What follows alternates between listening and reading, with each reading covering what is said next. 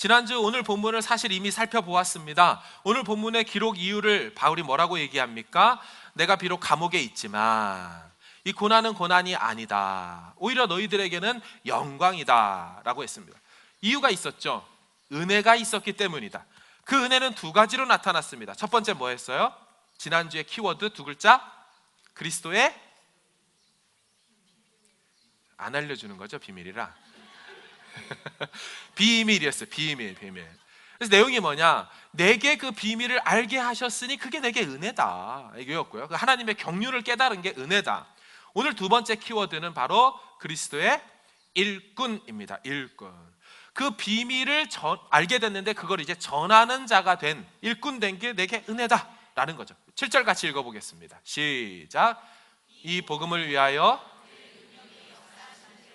내게 주신 하나님의 은혜의 선물을 따라 내가, 아멘. 일꾼이라고 번역된 디아코노스라는 그 단어는 섬기는 자, 종 혹은 집사입니다. 집사. 그러니까 성경에 집사를 세우잖아요. 직분에 대해서 얘기할 때 그 집사가 디아코노스입니다. 이는 매우 특이한 표현이죠. 왜냐면요, 해석에 따라 지금 바울이 이렇게 얘기하는 것처럼 들리는 거예요. 나 바울은 은혜 받아서 집사 됐습니다 라고 들릴 수도 있는 거예요. 특이한 것은 제 말이 아닙니다. 신학자의 말이에요. 이게 왜 특이하냐면 어딜 가나 바울은 자신의 사도됨을 얘기했어요. 나는 그 예수 그리스도의 사도된 나 바울이고 내게 그 사도직이 있도다, 이걸 항상 변호하고 서두에 인사부터 그 얘기를 했던 그가, 사도라는 직분을 갖고 있던 그가 집사가 되었다라고 오해될 수 있는 용어를 쓰며 자신을 소개했다는 게 특이한 거죠. 무슨 말입니까? 바울은 자신이 일꾼 된 것, 종 된 것, 집사 된 것을 전혀 부끄러워하지 않았어요. 전혀 작게 여기고 있지 않습니다. 오히려 내가 그 일꾼 되고 집사 된 것을 바로 은혜의 결과였다라는 거예요. 여러분, 이거는 문맥상 실제 바울이 집사였다는 것을 얘기하고 싶은 구절은 아니에요. 본질적 의미는 이거예요. 나 섬기는 자 됐습니다. 내가 주님의 나라를 위해서 뭐라도 할 수 있는 것은 은혜의 결과입니다 라는 거예요. 여러분, 이 표현을 지금 바울이 본문에 보면 내게 주신 하나님의 은혜의 뭐를 따라 일꾼 되었다 그래요?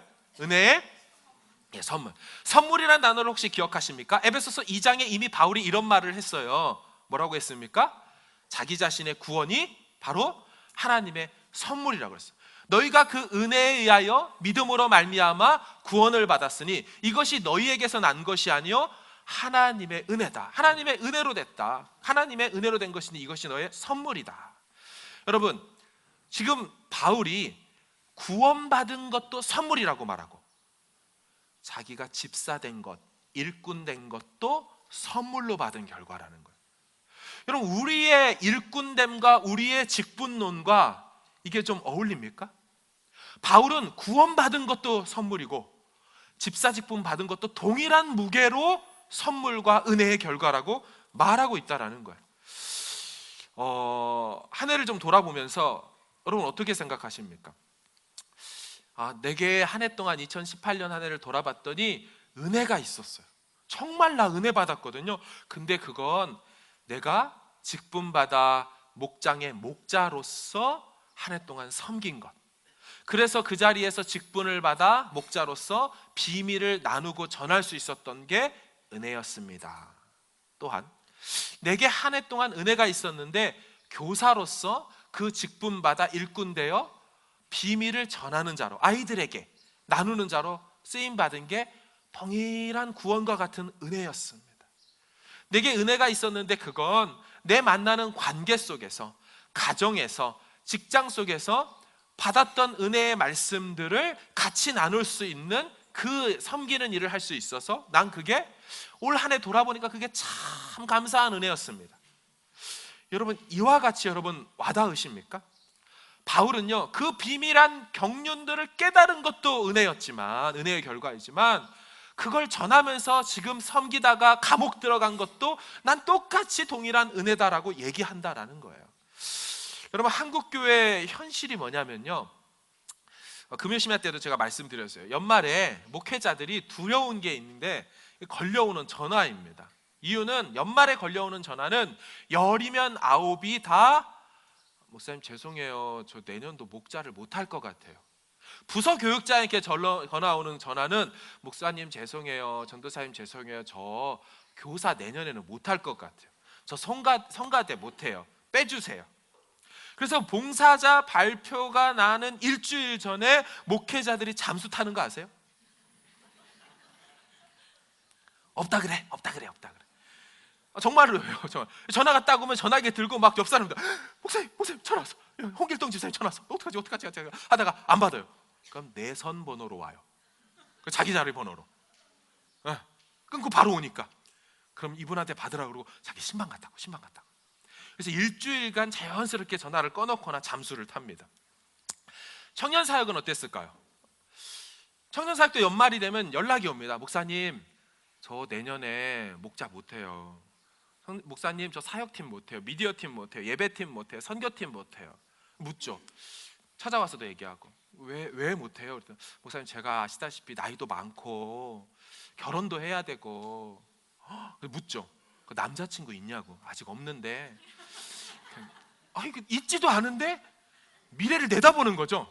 내년도에는 결혼을 꼭 할 거라는 거예요. 신기한 건 15년간 그 애 결혼하는 친구를 못 봤어요. 정말로 못 봤어요. 왜냐하면 제가 궁금하거든요. 그리고 못하게 해요. 내려놓으니까 내려놓게 해요. 근데 마음은 정말 하나님의 뜻이 있겠지. 이렇게 막 연락이 오면 우리 목회자들은 그 직분을 거절하는 연락이 오면 어떻게 하냐면 우리 또 무기가 뭐예요? 말씀 아니겠어요? 말씀. 데려다 놓고 얘기하죠. 네가 이 말씀을 잘 모르는 것 같은데 계시록에 죽도록 충성하라. 따라해봐. 죽도록 충성하라. 그래야 생명의 면류관이 있는 거야. 이거 몰라? 죽도록 충성하라고. 이렇게 해서 막 협박해가지고 이제 결국 패배를 인정하게 하고 내년을 또 시켜요. 막 울면서 가요. 그래서 이렇게 가요.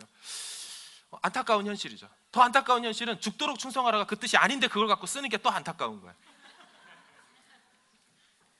죽음에 이르기까지 신실하라는 뜻입니다. 원뜻이. 그 당시에 예수를 주로 고백하는 것. 야, 주가 누구야? 큐리오스가 누구야? 할 때 예수입니다라고 말하면, 황제라고 말하지 않으면 죽어요. 그러니까 죽음에 이르기까지 너의 믿음의 절개를 지키란 소리예요.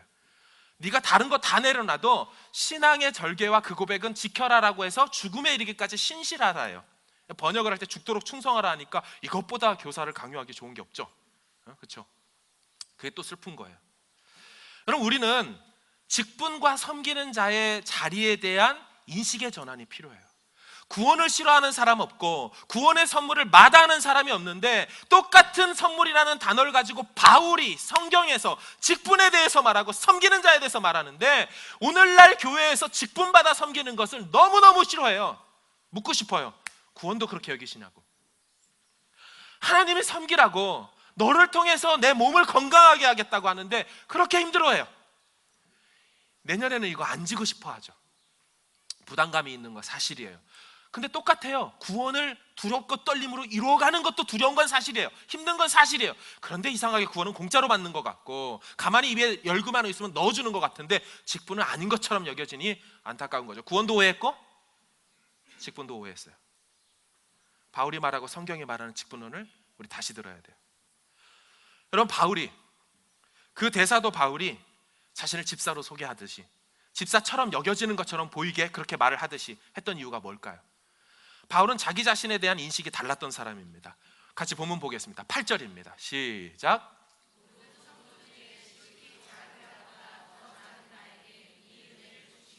아멘. 자, 자신을 뭐라고 인식합니까? 모든 성도 중에 지극히 작은 자가 있어요. 그 사람보다 더 작은 나라고 얘기를 합니다. 그 은혜를 주셨다 그래요. 이 지극히 작은 자라는 표현이 신조어입니다. 그러니까 바울이 만들었던 합성어 신조어예요. 왜 그랬냐면 말이 안 되죠. 지극히 작은 자보다 더 작은이라는, 여러분, 이런 문법이 있어요? 가장 작은이면 더 리스트, 제일 작은 거면 거기서 끝이지 그거보다 더 작은 게 없어요. 근데 바울이 논리적인 것을 깨면서까지 자신을 낮추어 표현합니다. 게다가 이 말을 바울이 했다는 것 때문에 더 재밌는 표현이 되었어요. 왜냐하면 여러분, 바울이라는 이름의 뜻이 뭐냐면 헬라어로서는 파울로서는 그런 뜻을 안 가져요.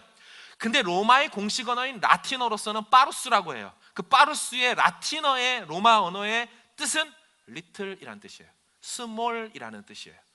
그러니까 작은 자라는 이름의 뜻을 갖고 있는 사람이에요. 이를테면 누가 왔는데 성도님 오셨어요. 이름이 뭐예요? 저 이소자입니다. 어때요 느낌이? 작은 자죠. 그렇죠? 부모님이 미숙아로 태어났거나 하나님 앞에서 작게 살아라 이런 뜻으로 했나 보다 하고 이름에 딱 뜻을 두면 들어오잖아요. 그러니까 당시에 로마 시대에 살고 있던 저들이 듣기에 바울 하면 작은 자였어요. 히브리어로 사울은 역시나 큰 자가 맞고요. 근데 전승에 따르면 바울의 외모에 대해서 표현된 글이 있습니다. 바울과 테글라의 행전이라고 신약의 외경이라는 게 있어요. 정경이 아니에요. 그것이 성경은 아니지만 그 외경 안에 역사적 사실은 들어가 있을 수가 있습니다. 그죠? 유대 마카비 항쟁이라든지 그 사건들은 있을 수 있어요. 그건 성경은 아니지만, 진리는 아니지만 거기에 보면 바울과 테글라라는 아주머니와 함께 동행해서 여전도사급인 것 같아요. 같이 돌아다니면서 사도행전처럼 복음을 전하고 다녀요. 1장 7절에 보면 바울이 오는 것을 어떻게 알 수 있을까 하면서 물었을 때 바울의 외모를 설명해 주는 게 유일하게 역사 속에서 한 번 기록돼요. 그 내용에 보면 바울은 키가 작고 머리가 대머리였으며 코가 매부리코였고 다리는 휘어 안짱다리였는데 이런 표현이 있습니다. 그래서 그런 사람이 오는 걸 보면 바울인 줄 알아라. 그래서 여러분 바울의 초상화 같은 걸 보면 대머리예요. 항상 바울과 테글라의 행전 때문에 그렇습니다. 코가 매부리코로 이렇게 나와 있어요. 그러니까 바울은 키가 작았던 것으로 보입니다. 적어도. 그렇다면 지금 바울이 모든 성도 중에 지극히 작은 자보다 더 작은 나라는 얘기는 무슨 얘기를 하고 있는 거예요? 나는 작은 사람인데요, 이름도 작고 키도 작고 영적으로 모든 성도들보다 제일 작은 자보다 더 작은 게 저 진짜 바울 작은 자입니다. 이러한 자기 인식이 있으니 뭐래도 맡겨준 게 감사한 거예요. 자기 인식에 대한 철저한 고백이 있으니 뭐라도 맡겨주니까 감사한 거예요. 우리가 왜 못 감사할까요? 왜 직분을 힘들어 할까요? 내가 밖에서, 내가 교회에서 이런 거 해야 돼? 여러분 목자하면 얼마나 힘들어요. 그죠? 힘들어요. 내가 이거 해야 되나? 내가 밖에서 지금 뭐 하는데? 바울이 이렇게 자기 인식을 가질 수 있었던 건 자신의 과거를 잊지 않았어요. 그리스도 밖에 있던 자기 자신을 잊지 않았어요. 디모데전서 1장 13절 시작. 내가 전에는 비방자요 박해자요 폭행자였으나 도리어 긍휼을 입은 것은 내가 믿지 아니할 때에 알지 못하고. 아멘. 자신은 그리스도 밖에 있을 때 비방하고 폭행하고 박해였고, 15절도 이어서 읽습니다. 시작. 밑보다 모든 사람이 받을 만한 이 말이요 그리스도 예수께서 죄인을 구원하시려고 세상에 임하셨도다 하였도다. 뭐라고 인식해요? 자기를? 죄인 중에? 이 괴수가 무슨 뜻인지 궁금해요. 그래서 봤어요. 그랬더니 몬스터는 아니더라고요. 죄인 중에 괴수, 몬스터 같은. 뜻을 보니까 프로토스라는 헬라어 단어인데 그게 뭐냐면 으뜸이라는 뜻이에요. 랭킹 1위라는 거예요. 죄인을 1열부터 쫙 세웠는데 1등부터 그 중에 첫 번째 랭킹 1위가 자신이라고 얘기하는 거예요. 자기 자신. 그래서 영어 성경에서 보면은 죄인 중에 괴수다, 으뜸이다 그래서 sinner인데 number one이라고 써왔어요. 그러니까 내가 1등 죄인이라고, 1등 죄인이라고. 혹은 최상급 안 좋은 편으로 worst라 그랬어요. 내가 가장 나쁘다.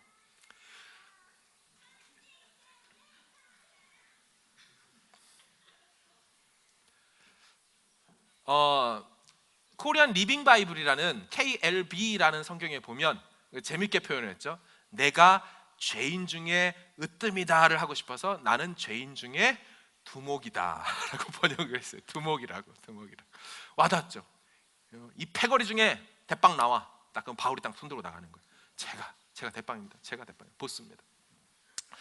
바울은 그런 자기 인식이 있었으니까 정말 그 직분에 대해서 감사했으며 은혜로 주셨다라고 여겼으며 감옥에 들어갔어도, 그것 때문에 감옥에 들어갔어도 땡큐한 거예요.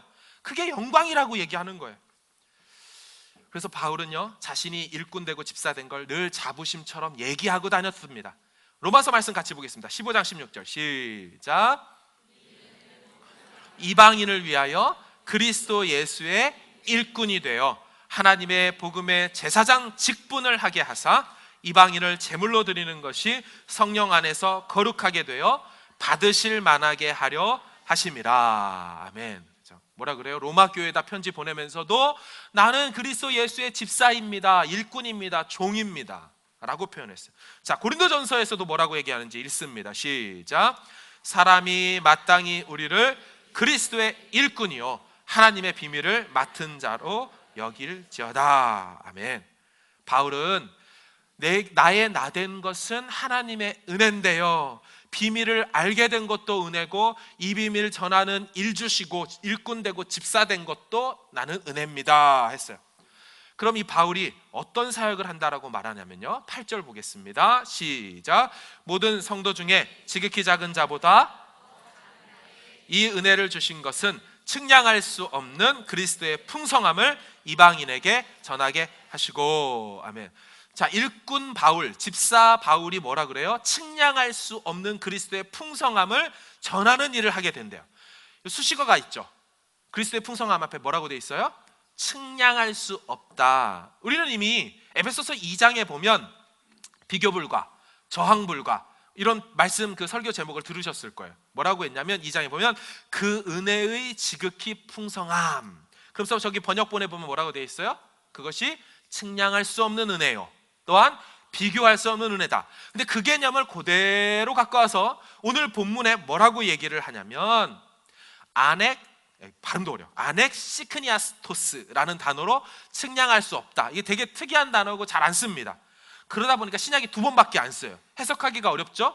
그래서 찾아본 결과 어떤 느낌을 갖고 왔냐면 옛날에는 지금이야 뭐 바다의 호수의 깊이를 재려면 음파를 쏴가지고 돌아오는 그 신호를 받아서 음파의 속도를 통하여 몇 초 만에 돌아오면 거리가 나오잖아요. 그렇게 해서 측량하는데 옛날 이때에는요, 바다의 깊이를 재기 위해서 무거운 납에다 줄을 달았어요. 그거를 줄줄줄줄줄 내리면 쭉 내려가서 턱 하고 걸리면 아, 이만큼 길구나를 길이로 알았잖아요.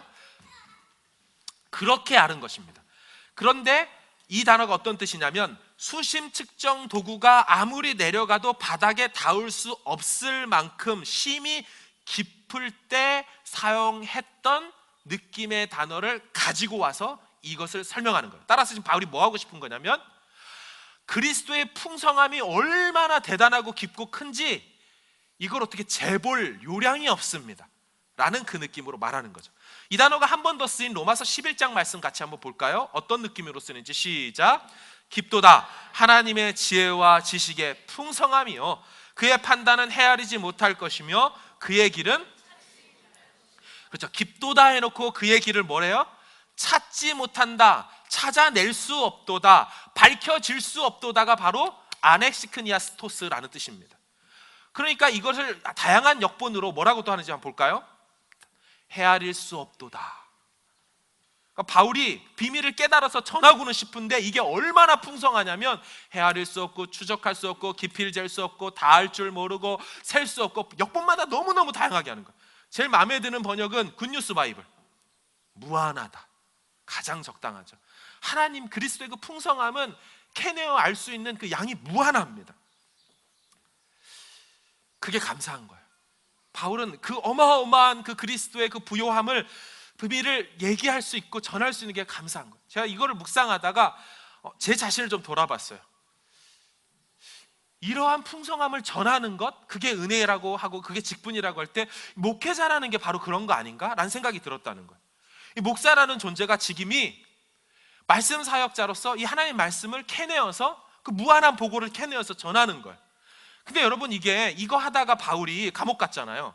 저는 이거 하다가 감옥 간 건 아니에요. 뉴질랜드 온 거죠. 그랬는데 좋은 나라 왔어요. 지상에 천국 왔어요. 지옥에 간 게 아니고. 감사해요. 그런데 이것을 연구하고 준비하는 시간은 정말 힘든 거 아세요? 몰라도 할 수 없는데요, 저는 힘들어요. 여러분이 지금 30분, 40분, 50분의 설교를 들을 때는 저는 일주일 동안 적어도 20에서 30시간을 자리에 앉아가지고 씨름을 합니다. 그럼 그동안, 그러니까 8시간씩, 하루에 8시간씩 자리에 앉기를 3일 정도는 해줘야 이게 나와요. 근데 그거예요 라고 하면 내가 할 말이 없어요. 그런데 쉽지 않다라는 거예요. 제가 이걸 준비하고, 설교를 준비하고 토요일 날 오전이는 뭐 빨리 금요일 날 끝나면 해피한 거잖아요. 그래서 문 열고 이제 막 유목사님에게 다 설교랑 참고 구절 다 보내놓고 제 방에서 문 열고 딱 나올 때는요, 죄송하지만 정말 감옥에서 나온 것 같아요. 와, 이 공기가 이렇게 상쾌해요? 이러면서. 왜냐면 아내가 중간에 들어오면은 공기가 막 꽉 차 있거든요. 뭐 정말 막 그 안 좋은 공기가 뭐 다 펴 있고, 옆에서 막 노스코트 애들은 막 소리 질러대죠. 막 집에서 다 들리거든요. 근데 꾹꾹해요. 그래서 나오면 정말 어쩔 때는 토 나올 것처럼 너무 이러고 있어요. 근데 이 말씀을 연구하다 보면 고통스러운데 너무 재밌을 뿐만 아니라, 고통스러운데 야 어떻게 이런 말씀이 있지? 이 뜻이 그런 뜻이었어? 막 찾아보는 거야. 여러분은 제가 헬라어를 막 쓰니까 저 양반이 지식 자랑하려고 하나 보다, 왜 못 알아듣는 소리를 왜 이렇게 해댔어? 너 마오리 언어는 좀 알아? 이러면서 들지는 모르지만 제 입장에서는 이 하나의 뜻을 알기 위해서, 여러분 사전 비싼 거 TDOT라고 있어요. TDOT 뭐 어쨌든 구약 신학 사전이에요. 그 한 권이 60만 원씩이에요. 한 권이 아니에요. 질이죠, 한 질. 그 60만 원씩 하는데 그런 사전 20개를 찾아보고 하는 거예요. 그냥 밑도 끝도 없이 아무거나 펴서 그냥 냅다 때려가지고 하는 게 아니고 3, 40만 원짜리 사전들을 20개를 다 보고 하는 거예요. 제가 갖고 있는 주석만 1000권이 넘습니다. 1085권을 갖고 있어요. 영어 주석만. 한글까지 따지면은. 그걸 에베소서를 찾아보고 사전을 펴놓고 물론 다 이게 전자장치 안에 들어와 있어요. 여러분 윈도우가 얼마예요? 정품 2, 30만 원 합니까? 근데 제가 쓰는 프로그램 가격이 1000만 원이 넘어요. 그 책이 들어있는 내용이. 왜 여기다가 중고차 가격 이상을 제가 쏟아 넣었을까요? 그 유학 가가지고 왜 미친 듯이 여기다가 1000만 원 넘게 쏟아 넣었을까요? 지금도 계속 쏟아 넣을까요? 3000권이 넘게 들어있어요, 이 안에. 이 비밀의 보고를 어떻게든 캐내서 정리해서 소화해내서 그걸 설명하고 싶고 알려주고 싶은 거예요. 제가 어떤 문구에서 하나 맡기면 어떻게 되는 줄 아세요? 영어 성경이 17종류가 떠요. 더 많지만 17개만 떠요. 한글 성경 11종을 봐요. 그리고 헬라어 히브리 성경을 봐요. 그리고 라틴어 모르지만 라틴어 성경 봐가지고 해석해서 또 해요. 그래서 이 뜻의 정확한 의미가 뭔지를 제가 알려주고 싶은 거예요. 왜? 그거 모르고 설교했던 10년간의 과거 사역들이 있어서, 그래서 때로는 엉뚱한 소리라는 거예요. 아까 했던 것처럼 죽도록 충성하라 하면서. 그 본문은 그 얘기를 하고 싶지 않은데 나는 그것밖에 모르니까. 근데 유학 가서 하나님께서 이 비밀의 보고가 뭔지 알려주시고, 그런 것 때문에 하나님께서 그곳에 보내셨다는 게 깨달아지니까 와서 이걸 하고 싶은데 힘들다는 얘기를 하는 거예요. 이렇게 하려면 너무 힘들어요. 그리고 이게 제 한계의 끝이에요. 물론 더 볼 성경이 더 많아요. 주석도 훨씬 더 많아요. 근데 이거 못 해내요. 고통스럽고 힘들지만 감사함으로, 은혜로 생각하며 이 일 평생 하기 위해서 불렀다, 이런 생각 갖고 해요. 설교가 참 신기한 게 뭐냐면요, 제가 오늘 이렇게 딱 설교를 했어요. 이찬수 목사님 표현대로 홈런을 쳤어요. 야, 설교자가 홈런을 친 거예요. 다음 주에도 홈런 칠이라는 보장이 있어요, 없어요? 자, 1부 때 이 설교를 했어요. 홈런을 쳤어요. 그래서 막 성도들이 다 쓰러졌고 울음바가 됐어요. 그러지 않았는데 그랬어요. 자, 2부 때 왔어요. 2부 때도 꼭 그러리라는 법이 있어요. 똑같은 원고 가지고? 아니요. 그때 긴장하며 차라리 페이퍼를 써가지고 내면 좋겠어요. 설교 원고 페이퍼 딱 해가지고 카톡으로 싹 보내면 이번 주 예배 설교 잘 듣고 오세요, 끝. 근데 이것도 아니에요. 죽으라고 썼지만 날리고 지우고 고치고 이 자리에 서서도 계속 생각하면서, 무슨 얘기하냐면 힘들고 어려워도 이 비밀을 맡은 자로 그 하나님의 그리스도의 부요함을 전하는 건 내게 은혜고 감사한 거예요. 만약 하나님이 이 일을 안 맡겼다면 저는 여러분들 중에 한 자리에 앉아가지고 나오거나 안 나오거나 졸다 가거나 개념 없거나 그렇게 살아가는 저 철없는 40 조금 넘은 그런 젊은 집사로였을 거예요. 근데 웬 은혜입니까? 웬 이 큰 직분을 맡겨주셨습니까? 근데 어찌 이게 저만 해당돼요? 이 본문이 바울에게만 해당되고 얘기하는 거예요? 아니요. 내가 일꾼 된 것처럼 에베소 성도들 여러분들도 그리스도의 종이고 그리스도의 일꾼 되었습니다 라고 얘기하고 싶은 거고, 그 맥락 속에서 이어진다면 우리 교회 다음 세대를 살리겠다는 교사분들, 여러분 그분들이 전문 바이블 칼리지를 나왔습니까? 그렇지도 않아요. 애만 보면 짜증날 수도 있어요. 오히려 애새 키우면서 힘들 수 있어요. 근데 뭐 한다고 거기 가서 또 다른 애까지 보냐고요. 주일마저도. 왜요? 내게 맡겨주셨으니까. 내게 그 아이들에 대한 애틋한 마음이 있으니까 그것 때문에 순종하며 가는 것뿐이에요. 목자도 똑같은 거 아니에요? 여러분 신학을 전공했어요? 알면 얼마나 우리가 많이 알겠어요. 원래 주전공이 이게 아니니까요. 그런데도 그거 가지고 나누겠다고, 그거 가지고 붙들고서 막 사줘가면서 찾아가면서 전화하면서 낑낑대고 힘든 일이죠. 왜 할 수 있어요? 은혜로 여겨지니까. 내가 원래 누군지 아니까. 감사한 거예요. 감사한 거예요. 여러분, 자, 여기까지 잘 쫓아오셨죠? 잘 쫓아오셨죠?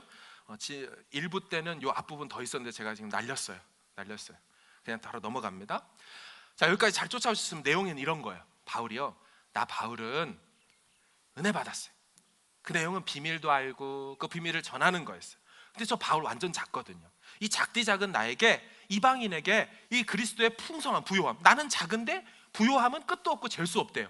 근데 이걸 나에게 주셔서는 전하게 하셨대요. 어우, 감사해요. 나 정말 그래서 감옥도 감옥이 아니에요. 이런 것까지 지금 다 쫓아오셨죠? 이렇게 해서 이방인에게 이 복음의 비밀을 전하는 그 사역의 결과가 특이해서 지금 이 얘기를 하는 겁니다. 그렇게 이방인에게 복음을 전한 그 사역의 결과가요, 매우 낯선 교리예요.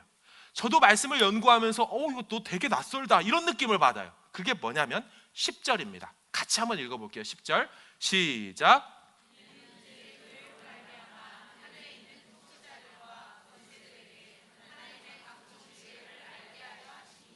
아멘. 자, 이 구절을 잘 보셔야 돼요. 이 구절이 얼마만큼 어렵고 난해하고 좀 했냐면, 영국의 옥스퍼드 대학교의 신약학 교수인 케어드라는 분, 개인적으로 모르는데 그 신학이라든지 책을 보면 엄청 많이 나오시는 분이에요. 그 케어드 교수라는 분이 이 본문 10절 9절에 대해서 이렇게 말했어요.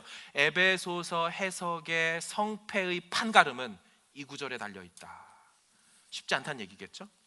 일단 구절 하나씩 봅니다. 처음에 이는이라고 되어 있어요. 여러분, 성경에 이는이라는 표현은 크게 세 가지로 구분됩니다. 이는, 왜냐하면 이라고 할 때 이는이라고 말해요. 앞에 구절에 대한 이유를 설명할 때 이는, 한글 번역을 이는이라고 다 해놔서 헷갈린다는 소리를 하고 싶은 거예요. 두 번째 이는은 요약입니다. 이것은 this is 하면서 이것의 요약판을 설명해줘요. 세 번째는 그 결과를 얘기하는 거예요. 앞에 했던 것의 결과로 이것이 되었습니다 할 때 이는이라고 얘기합니다. 헬라어로는 히나라는 단어를 써서 영어로는 so that입니다. so that, 그 결과. 그러니까 이방인에게 비밀의 경륜이 밝혀지고 전해지면 이런 결과가 나온다 하면서 10절 얘기를 하고 싶은 거예요. 자, 이것 내용이 뭐냐면 이거예요. 하나님의 각종 다양한 지혜가 하늘에 있는 통치자들과 권세자들에게 알려지게 되는 결과를 냅니다. 이거예요. 생각해보세요. 아니, 하나님의 지혜가, 복음을 전해가지고 막 여기 교회에 이방인들이 막 몰려오고 교회가 교회됐거든요. 그랬더니 그 결과가 어떻게 되냐면 갑자기 하늘에 있는 통치자와 권세자들에게 하나님의 각종 지혜가 알려지게 된대요. 이게 뭔 소리예요? 자, 영어 성경 좀 볼까요? NASB 95판인데요. 혹시 영어 성경을 저 때문에 이제 하다 보니까 오메 번역이 다양하네 하면서 보게 되시면 NASB를 꼭 보세요. 정말 좋은 번역입니다. 아주 직역에 가까우면서도 건강하게 번역을 잘했어요. 보면 so that, 그 결과 뭐가 된대요? 빨리 해석하세요. 예, 하나님의 그 각종 지혜가 알려지게 되는 결과를 양산했다라는 얘기를 하는 것입니다. 자, 해석의 궁금증은 뭐냐면요, 첫 번째, 하나님의 각종 지혜를 결국 알게 된다는 통치자와 권세자들이 누굴까예요? 예, 감사합니다. 베르코프하고 존 요더라는 신학자들은 세상의 정치가들, 세상의 구조들, 정치 세력들을 얘기했어요. 근데 나머지 대부분의 신학자들은 뭐라고 얘기를 했냐면 바로 뭐요? 천사들을 얘기합니다. 특별히 천상적 존재들을 얘기해요. 이유는 이미 알고 계시죠? 에베소서 1장 21절, 제가 저번에 설교했을 때 통치자와 권세자들이 누구라 그랬어요? 천상적 존재라 그랬어요. 또한 이 천상적 존재에 대해서 에베소서 3번 나오는데 그 세 번째이자 마지막이 뭐냐면 에베소서 6장입니다. 화면 같이 한번 읽어볼게요. 시작. 우리의 씨름은 혈과 육을 상대하는 것이 아니요 통치자들과 권세들과 이 어둠의 세상 주관자들과 하늘에 있는 악의 영들을 상대함이라. 아멘. 자, 보시면 제가 이렇게 꼽혀놓은 하늘에 있는 존재가 누구라는 거예요? 악의 영들인 것처럼 보이죠? 이게 한글 성경 해석에 있어서 제가 조금 안타까운 부분이 뭐냐면 원문에는 하늘에 있다라는 이 전치사 구가 앞에 나와 있어요. 그래서 이 앞에 거를 다 같이 수식하는 거지 저것만 수식하는 게 아니란 뜻이에요. 그러니까 원래 제대로 표현하면 하늘에 있는 통치자들, 하늘에 있는 그 권세자들, 하늘에 있는 어둠의 세상 주관자들, 악의 영들, 이거 다 통치하는, 다 전체 수식하는 겁니다. 결국 에베소서에 나타난 1장이나 6장에 있는 내용도 통치자들과 권세자들은 다 천상적 존재입니다. 그럼 오늘 본문 3장 10절에 있는 통치자들, 권세자들도 무엇이겠어요? 본문에 뭐라고 되어 있어요? 하늘에 있는 이라고 표현하니까 당연히 천상적 존재죠. 여러분, 바울이 에베소서 말고 로마서 8장에 가도 이 표현을 쓰는데요, 바울은 선한 천사와 악한 천사, 즉 타락한 천사, 마귀의 졸개들을 구분해서 씁니다. 자, 볼까요? 8장 38절 시작. 내가 확신하노니 천사들이나 권세들이나 현재일이나 장래일이나 능력이나. 여러분, 바울이 로마서 8장을 쓸 때 둘씩 짝을 짓는 대조법으로 묶어놨어요. 자, 보세요. 뭐예요? 사망이나 생명이 한 짝이죠. 반대면서. 두 번째, 천사들이나 권세자들이 그래서 짝인 거예요. 반대면서. 선한 천사와 악한 천사. 그 다음 현재일과 장래일로 짝을 주신 겁니다. 이게 바울의 표현법이었어요. 베드로도 선한 천사와 통치자 권세자들을 구분해서 표현하더라고요. 베드로서 3장 22절 시작. 그는 하늘에 오르사 하나님 우편에 계시니 천사들과 권세들과 능력들이 그에게 복종하라. 이거 구분하고 있죠. 따라서 통치자와 권세자들은 악한 천사가 사실입니다. 맞습니다. 그러나 저런 초자연적 권세들, 세력들이라고 해서 전혀 이 땅의 정치 세력과 이 땅의 권세자들과 상관없습니까? 아니요. 이 세상 보세요. 그 악한 영들의 역사로 말미암아 세상의 정치와 구조와 이데올로기의 가치들이 좌지우지되죠. 정권을 걔네들이 잡고 주무르는 것처럼 그리스도인들이 핍박당하는 일들이 역사 속에 계속 있어 왔어요. 완전 무관하지는 않다는 얘기입니다. 자, 그렇다면 오늘 본문이 무슨 말입니까? 이 천상적 존재들이 하나님의 각종 다양한 지혜를 알게 되었대요. 특이하죠? 왜 특이합니까? 하나님의 구원의 경륜과 비밀은 우리만 알면 되잖아요. 우리가 알아서 구원받으면 된 거잖아요. 근데 왜 저들도 알게 되냐는 거예요. 왜 악한 천사들도 그걸 굳이 알아야 되냐는 거예요. 이게 낯선 교리죠. 그런데 보니까 성경에 몇몇 구절들에 천사들도 이 하나님의 구원의 계획들이 어떻게 펼쳐질지 역사 속에서 궁금해 왔다는 걸 말하는 구절이 있어요. 그러니까 천사들도, 먼저 이것부터 얘기해야 되겠네요. 여러분, 천사는요 신적 존재가 아닙니다. 피조물이에요. 천사가 언제 어떻게 창조되었는지는 학설에 따라 다 다릅니다. 나중에 천사론을 저랑 같이 교리학교에서 하다 보면 1일부터 6일 중에 어느 시점에 천사가 창조되었을까부터, 혹은 창조되기 전에 선한 천사들이 창조되었을까로부터 다양한 해석들이 있어요. 그건 나중에 하고요. 어쨌든 피조물된 창조된 이 천사, 근데 여러분, 천사가 죽어요, 안 죽어요? 천사는 안 죽어요. 성경에 분명히 안 죽는다고 얘기했어요. 결혼하고 장가가는 일도 없고 계속 있어요. 그러니까 하나님의 정한 수가 천사가 있어요. 여러분, 천사는 늘어나지 않습니다. 결혼과 장가도 안 가기 때문에 늘 정한 수만큼의 천사가 하나님 태초 때부터 있어 왔어요. 근데 그 천사들 입장에서, 지금까지 계속 있는, 영원히 살고 있는, 지금까지 살고 있는 그 천사 입장에서 하나님이 세상을 창조하고 아담과 하와를 에덴 동산에 두고 그 모든 만물 통치권을 주고 세상을 다스리고 하라고 했는데 어떤 일이 일어났어요? 얘네들이 망가뜨렸어요. 세상을 박살내버렸어요.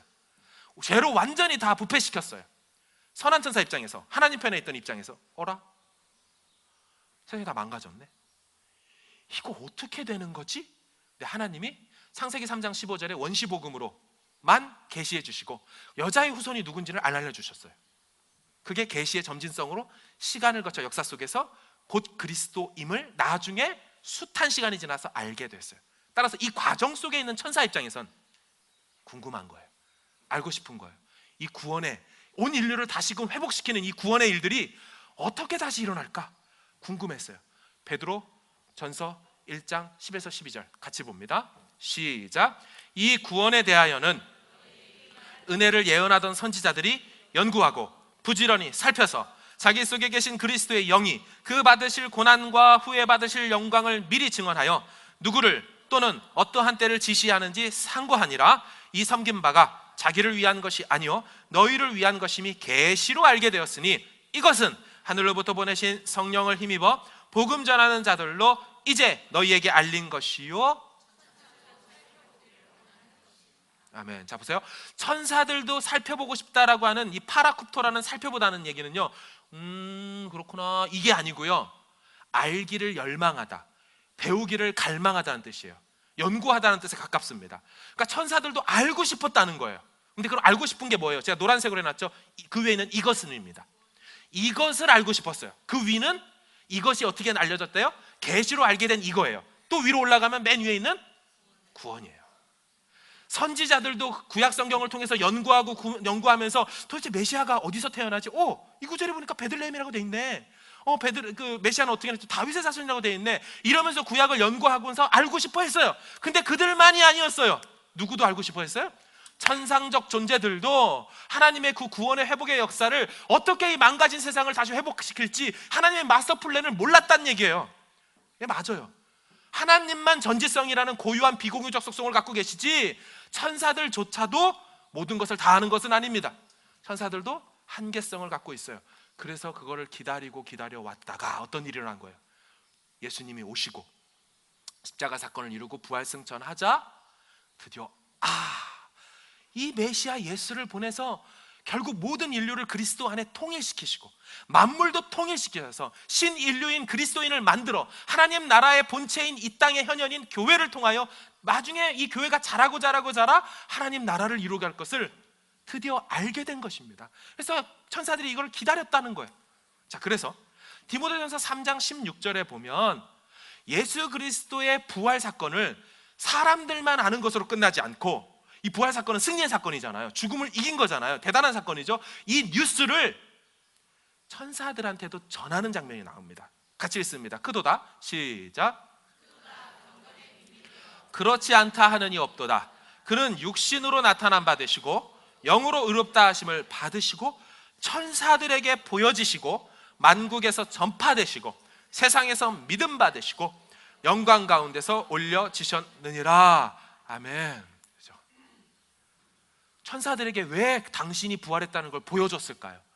이렇게 끝이 났다는 걸 보여주는 거예요. 그들도 고대하고 이 창조 세계를 어떻게 하실지가 고대했는데 그게 된 거예요. 여러분, 다시 말씀드리지만 이게 신약을 살고 있고 성경의 계시가 완료된 상태에 있는 우리에게는 뻔한 얘기일 수도 있고 그냥 조금 신선할 수 있고 뭐 당연한 거지 하지만, 역사 이래로 계속해서 기다렸던 선한 천사들 입장에서는 대박 사건인 겁니다. 그 당시에 와, 아기 예수가 이런 식으로 해서 이렇게 되는 거예요? 대박. 우리가 승리했다는 얘기가 맞는 거예요? 이 되는 거예요. 그동안 역사가 어땠습니까? 악한 천사들의 소나기에 놀아났잖아요, 이 세상이. 그래서 죽고 죽이는 일들이 가인과 아벨부터 쭉 계속됐잖아요. 그러니까 선한 천사 하나님 편에 있을 입장에 있는 그들에게는 이 세상이 망가지는 게 안타까웠는데 웬일이에요? 이겨버렸으니까. 여러분, 그래서 누가복음 15장 7절을 보면 이런 표현이 있어요. 같이 읽습니다. 시작. 내가 너희에게 이르노니 이와 같이 죄인 한 사람이 회개하면 하늘에서는 회개할 것 없는 의인 99로 말미암아 기뻐하는 것보다 더하리라. 아멘. 여러분, 저 구절 잘 보세요. 의인 99명이 기뻐한대요? 아니면 하늘에서 기뻐한대요? 첫 번째요, 두 번째요? 첫 번째는 뭐예요? 의인 99명이 기뻐한다. 두 번째는 하늘이 기뻐한다. 뭐예요? 첫 번째, 두 번째? 오랜만에 나온 멀티플 초이스인데 객관식. 이런 경우 보통 두 번째죠. 맞아요. 잘 보세요. 의인 99명 때문에 기뻐하는 것보다 하늘에서 더 기뻐한다. 그러니까 하늘이 기뻐하는 거예요.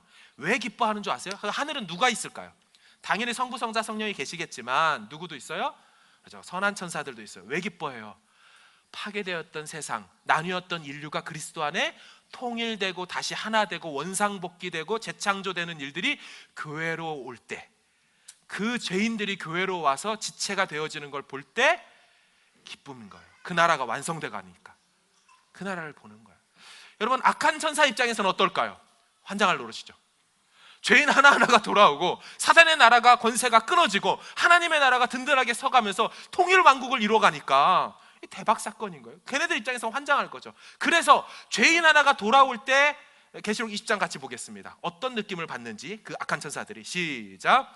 또 그들을 미혹하는 마귀가 불과 유황못에 던져지니 짐승과 거짓 선지자도 있어 세세토록 밤낮 괴로움을 받으리라. 아멘. 그렇죠? 죄인 하나가 돌아오고 유대인과 이방인이 하나 되어지고 교회가 유니티를 이루고 교회가 통일되어지고 하나님 뜻으로 살아가고 직분을 감사히 여기며 감당하는 일들이 되어질 때 사탄 입장에서는 우리나라가 망해갔구나, 우리나라가 궁극적 그 미래에는 결국 불과 유황으로 다 우리의 그 최고 두목인 사탄 마귀가 같은 말이지만 떨어져 죽겠구나. 그들은 현재에 살면서 있으면서 미래적 패배를 내다보는 거예요. 천한천사 입장에서는요, 현재를 살면서 궁극의 승리를 내다보는 거예요. 뭐가요? 교회가 교회될 때, 정말 일꾼들이 일꾼 되어질 때, 영혼들이 돌아오게 될 때 그런 미래적 일들이 보여지게 되는 것입니다. 여러분 놀랍죠?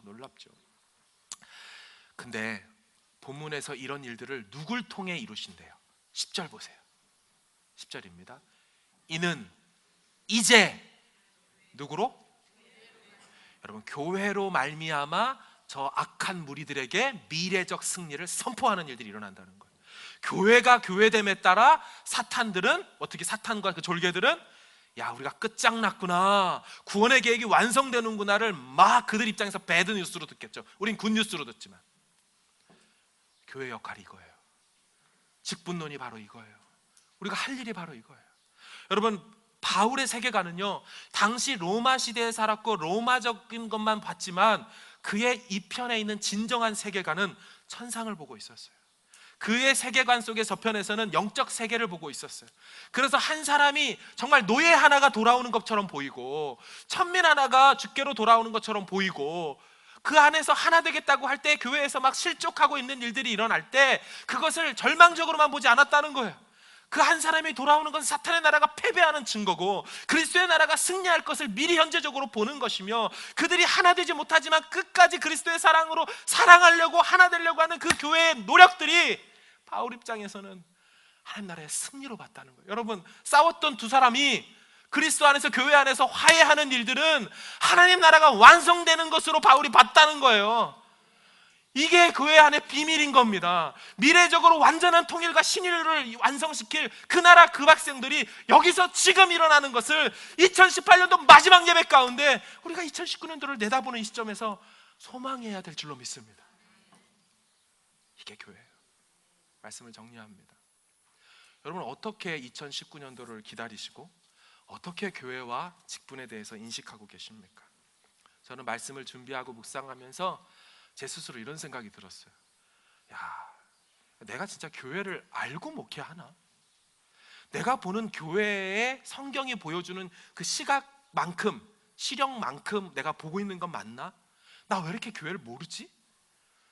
교회가 이런 것이라는데 내가 정말 말씀을 충분히 아나? 직분을 내가 이해를 하고 지금 내가 사역하는 건 맞나? 지금 여기만 볼 것이 아니라 하나님이 보게 하시는 그 궁극의 승리를 내가 보면서 지금 찬양하는 거 맞나? 자신이 돌아보지게 됐습니다. 어쩌면 우리는 2018년도 한 해 너무 모르고 예배했는지 몰라요. 어쩌면 우리는 너무 모르고 하나님을 섬겼는지 몰라요. 하나님 무엇을 원하실까요? 호세아 6장 6절입니다. 뭐라고 합니까? 나는 인애를 원하고 제사를 원하지 않는다.